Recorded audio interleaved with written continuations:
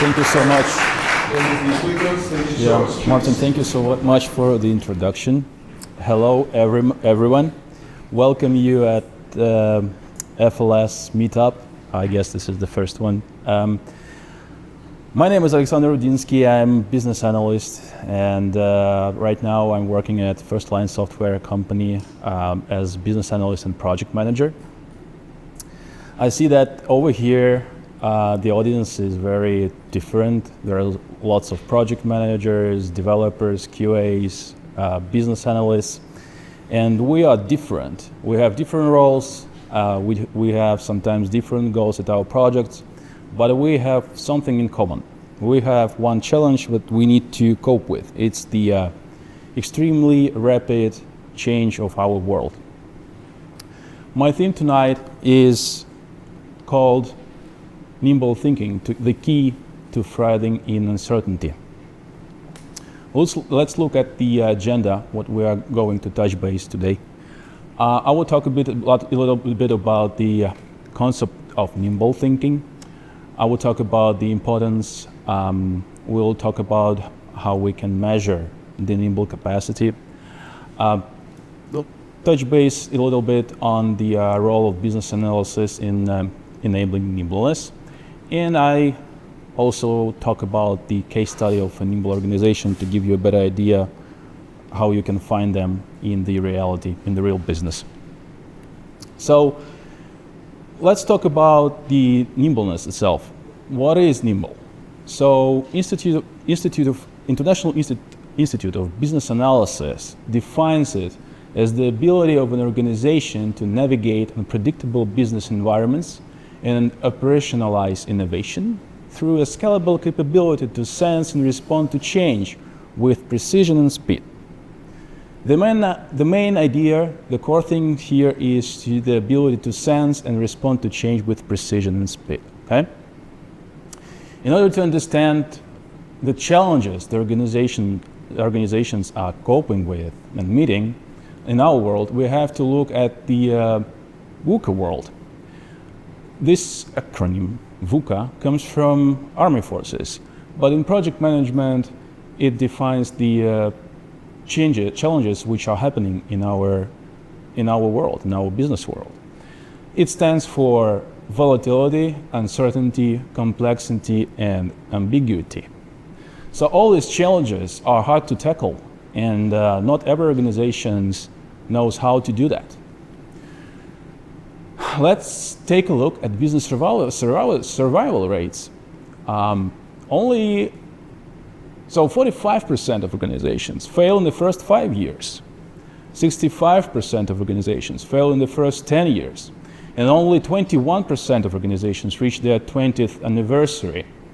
So you can see by these numbers, it's not easy to deal with a company and to thrive and to be successful on the market.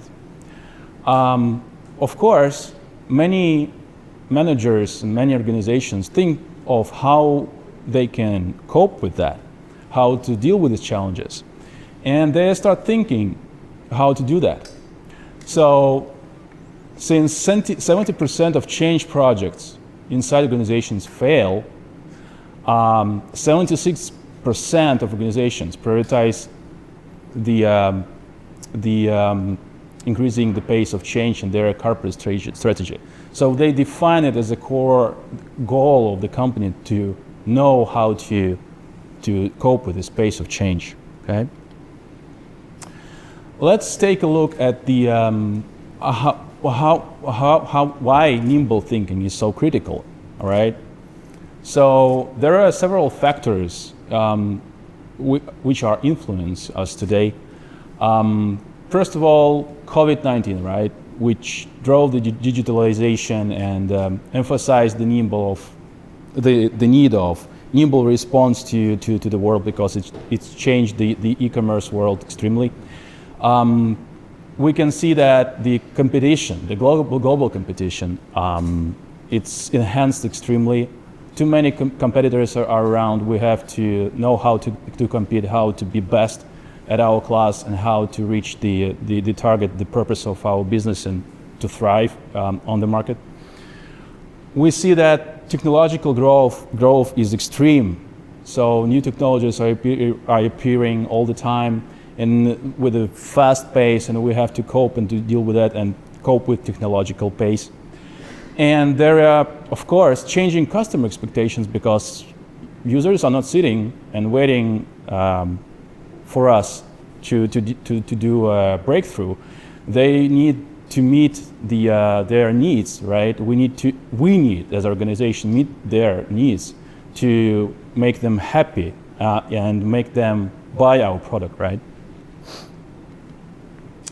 So as you can see, Nimble thinking might be a change in how the organization stands on the market. So let's take a look at the traditional organization and try to compare it with Nimble organization.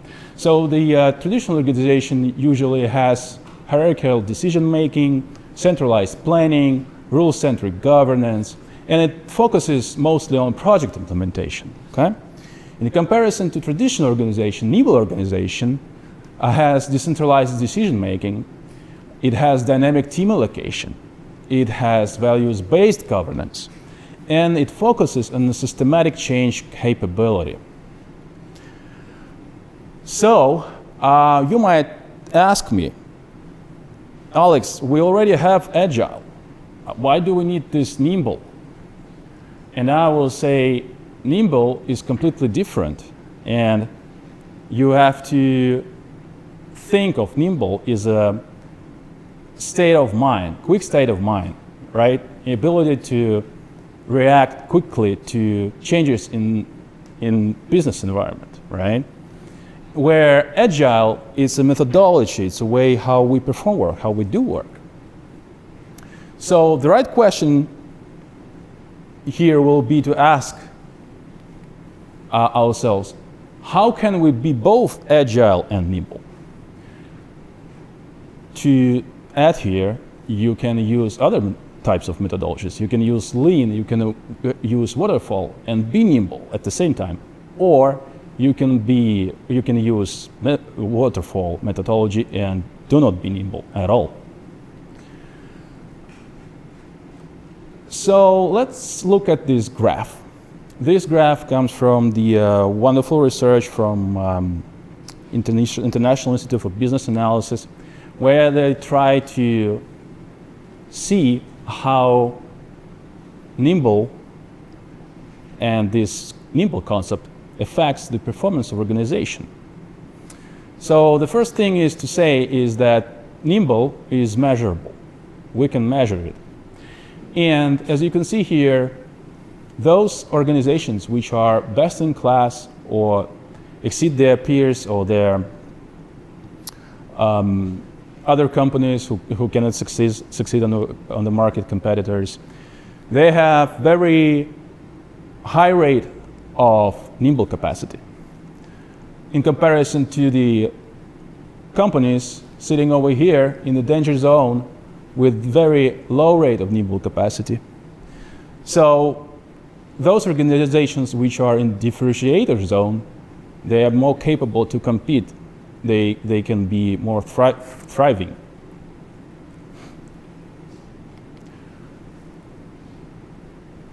In general, we can say that the organizations, competitive organizations, have 2.2 times greater capacity to sense and respond to change, as illustrated over here.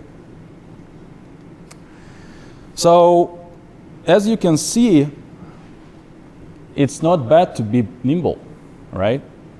But you have to know how to be nimble. And right now, I would like to switch you to 8 characteristics of a nimble organization. And sometimes these characteristics are called like 8 principles, Nimble principles. This is the core thing about the whole Nimble concept over here. So let's take a look. So first of all, it's about clarity of purpose and mission. It means that the whole team or whole organization, by the way, I'm talking about organizations here, but we can talk also about teams and also about individuals. So the teams are aligned with the purpose and the mission of the organization, right? On every level of organization, everyone understands the purpose of the company, and they try to plan and do their work to reach that goal, that purpose, okay? Then the second one is decentralized leadership and decision making. So it means that everyone in the team is a part of decision making. There is no blocker for anyone to drive the product development, to share their ideas, to be a part of the decision making process on any level of their organization. Culture of employee enablement and empowerment. So everyone is ready to share their ideas. Every member, team member, is ready to share and contribute to innovation in order to drive the team to the business value and the purpose of the company. Customer and market value stream focused.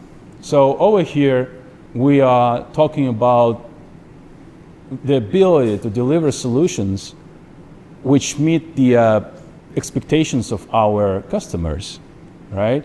We understand our customer, we know the market trends, we can define them, and we can apply this knowledge to reach that goal. Prioritize through an outcome-oriented funding model. So over here, we are talking that we are focusing not on projects, we are focusing on outcomes. That means that we stop doing work on projects, we stop projects which are not aligned with the value of the company, and it doesn't bring us the value, and we are not achieving the purpose or the goal.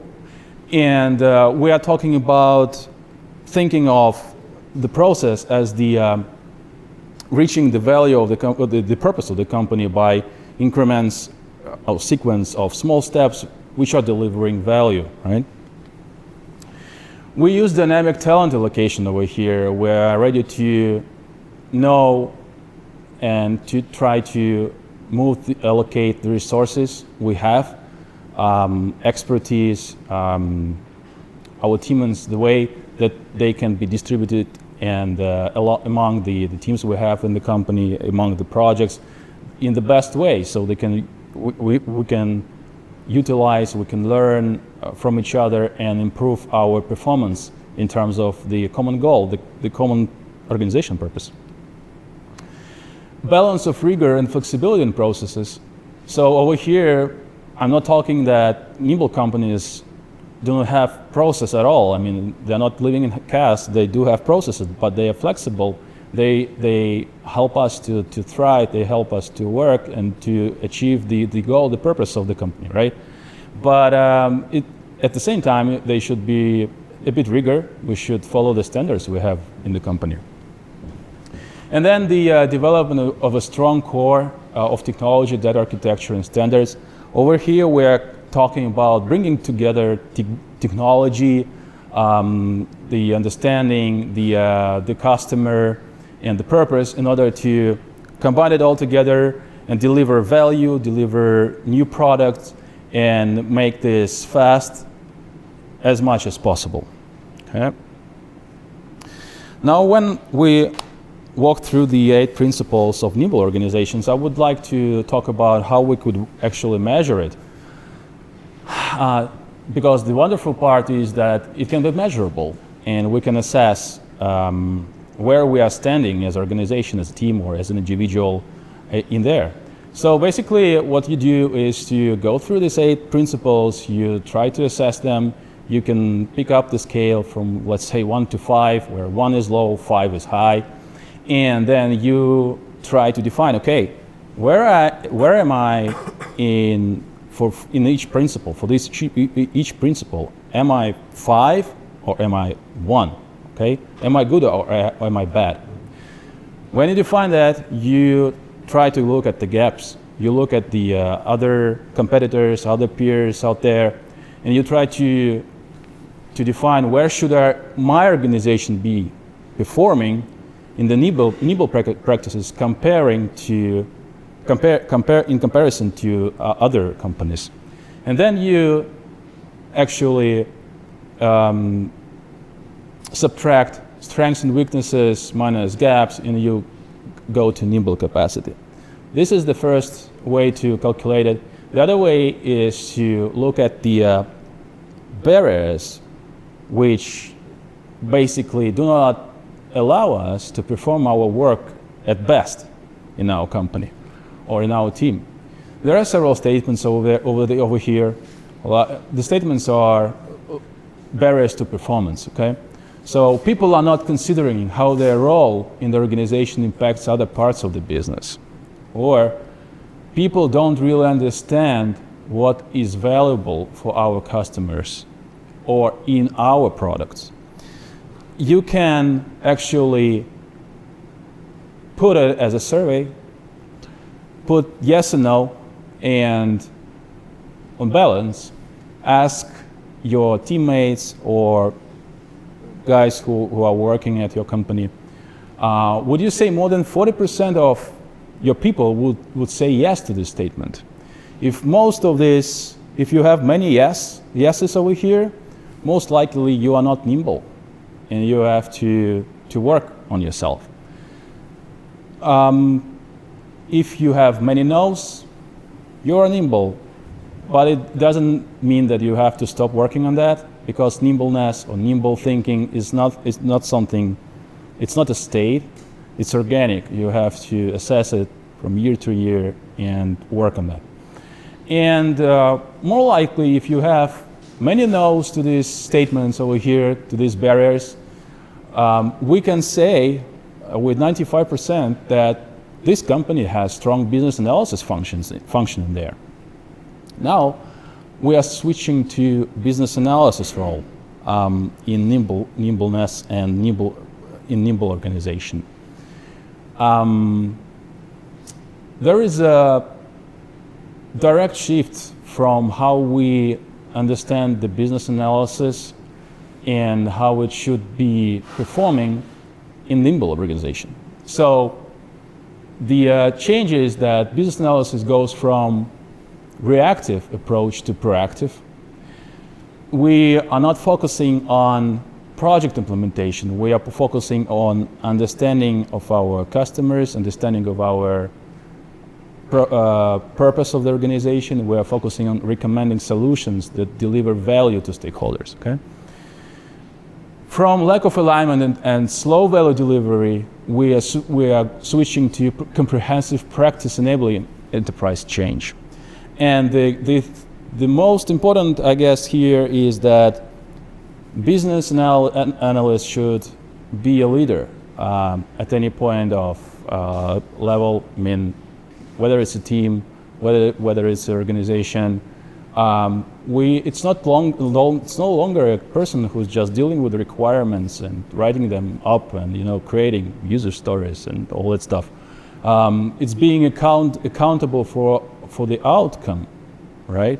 It's the person who navigates the team to the clarity and explains to the rest of the organization, part of the organization, other team members, how to navigate through clarity, right? In our very rapid changing world. Now I would like to talk about, I think, great example of Nimble organization. I hope everyone has this app on your mobiles. If not, it's like should be checked. I have it, by the way. So if we look it through the 8 practices I talked about, Nimble practices, I won't go through all of them in details.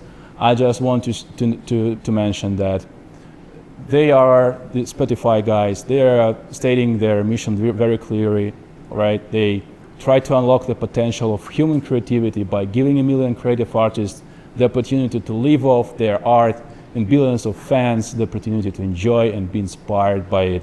And they try to move with this motto, with this mission, and try to, make everyone understand it and go with the work, everyday work, have it in their head, and try to reach the purpose of the company, okay? They have their own framework of working. They have their own Spotify model where they're focusing on people. It's people-driven, okay? The importance of culture and network, and they try to organize and employ autonomous squads and tribes, enabling faster decision-making and team improvement, okay? Or empowerment. They're gathering feedback from their users and trying to innovate, apply the new technologies, and try to be aligned with the trends, market trends, and be not only aligned, but be the drivers to be the best in class. They are trying to avoid the projects which are not delivering value to the company. They are focusing on the purpose of the company to innovate, to bring technologies faster with great precision, as I mentioned before. And cool thing about them, I already mentioned it, the Spotify model they're using, Squad, Tribe, Chapter, Guild. Thing to check. This is something not like new, but some kind of very specific to them. So they're trying to adapt to new reality. They're trying to cope with all the problems the environments have and tackle all the challenges and be really nimble. So yeah, so this is what I wanted to say about the Spotify. And I think that, I hope, now you have an understanding of what Nimble is and why it's important to be very, nimble thinking. If you'd like to check some more information, you can find the research of International Institute for Business Analysis. There is a cool book about nimble thinking. And yeah, thank you so much for your time. Yeah, thank you. Thank you, Alex. Now it's your time. You can ask Alex whatever is in your mind. Do you have any questions regarding this topic, about the nimble thinking, or about the job that Alex is doing for us in FLS? Anyone? Yes. There you go, please. Yeah, there is no mic. You should just stand up and say your question directly to Alex. Yeah, first of all, thank you for this presentation. And I wanted to ask, are there any principal differences between business modeling of a traditional organization and the Nimble one? Yeah, so the core principle here is that I showed the 2 slides that the traditional organization is more hierarchical, right? You need to, and Nimble organization instead is focusing on bringing the projects, not the project, but the whole company as people-driven, right? It's not like a hierarchical. You can make decisions on every level, right? So you are not frozen like, oh, I can't do that. I don't know why. I need to ask somebody. So probably this is something that, the difference over here. Yeah, okay. And a follow-up question. Another case what I can imagine is Steam. Valve. So they also have a decentralized decision-making, dynamic human resource allocation, and all the other things that you have mentioned. And yes, they are actually really successful. So they are really rich, but we still don't have a Half-Life 3. So is it really is their success defined by nimbleness, or it is just a coincidence? Yeah, I think it's a symbiosis. So nimbleness can be looked at it. If we look at it, we can look at it in 4 different dimensions. So 8 principles I talked about. The first one, then the business analysis. If it's high rate of business analysis or low rate, or maybe it's missing at all, then it's the way you cope, you work, the methodology, right? And then the barriers you have at work. So all these 4 are kind of dimensions how you build this nimbleness in your company. But yeah, different businesses might have different, approaches. But what I'm certain about, only nimble companies will survive. So, but we'll see who is right, who's not. Thank you so much for your questions. Thank you, guys. Is there anyone else interested in asking? Please, stage yours. I actually wanted to ask you out of curiosity. Yeah. This data that you showed us from the IIAB research. Yeah. How is this data gathered? Is it like for these polls, it's just now polls, and also who filled these polls? Like the leaders of farmers or the market? Yeah, they asked about, I think, 436 leaders of the companies, of the organizations from different spheres. I think there were something about 13% of IT companies over there, different spheres, and they tried to assess their companies and give their scores per each principle I showed, and then they gather it and combine it, and then we come up with these graphs. So this is just 2 graphs. You can find in this research, 20 or 30 of them. So please enjoy. Hope I answered your question. Yeah, thank you. Thank you, guys. Anyone else? Don't be shy. Don't go. He doesn't bite. I know. Anyone else? All right. Thank you very much. Thank you so much, guys.